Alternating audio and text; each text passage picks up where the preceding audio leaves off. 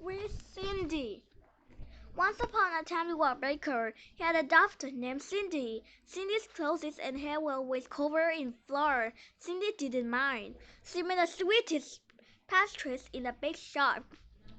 Everyone called her Sweet Cindy. The baker also had a wife and a step daughter, Susan, who was poor and did not like to work. "You can't ask bakers to be bakers," Susan said. "Our clothes will be ruined." One day, a squirrel from the castle came to the bakery. The prince was a ball. "We need 100 sweet buns, 30 cakes, and 12 dozen rolls," the squirrel told Cindy. Susan heard the squirrel talking. "We are hungry to serve the prince," Susan said. "I will make sure our servant Cindy makes everything you need." The squirrel smiled at Susan. "Thank you," he said. "I assume you will attend the ball?" "Of course," Susan blushed. "Oh, a ball," Cindy said. "How exciting!" "You have a bread to bake," Susan said in a low voice. Susan was right. If Cindy were to bake everything on the list, she would not have time to go for the balls. The night of the oath came. Cindy was in the bakery. She had worked for hours making up the pastries.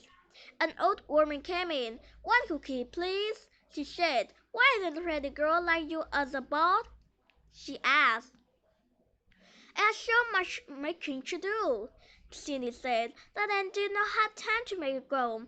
"Well, the prince will show now who baked all the sweet treat," she said. "You're going to that ball." The woman got a silver wand. A cloud of powdered sugar filled the air. A cupcake became a beautiful carriage. A gingerbread man became a driver.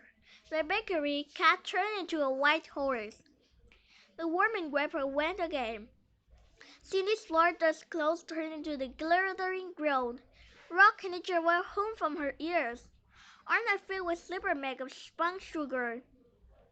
Cindy wanted to bring the prince a special treat. She picked out a chocolate heart. The woman clapped with delight. "Now go to the ball,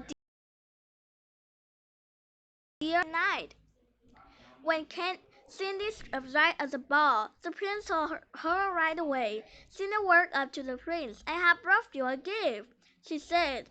She gave the prince a chocolate heart. The prince nibbled on the end. "This is the most delicious thing I have ever eaten," the prince said. "You must tell me our secret." Cindy has charming friends. They danced all night. Cindy and the prince quickly fell in love. Soon the clock struck midnight. "Oh no!" Cindy cried. "I must get home." She ran from the room. "Wait!" the prince called after her. "How will we find you?" Cindy did not hear him. The next morning, Cindy was in the bakery. She was wearing her floor-covered aprons. The beautiful girl she had worn to the balls was gone. The squirrel returned. The prince was with him. "One squeeze roll, please," the squirrel said. "And hurry. We are looking for the girl who danced with the prince last night." Cindy smiled. "I have something much better than a squeeze roll." She gave the prince a chocolate heart. The prince stared for a He took a bite of chocolate heart. "This is the same candy I ate last night," he said. He looked at Cindy. Cindy smiled. The prince knew he had found a woman he had fallen in love with.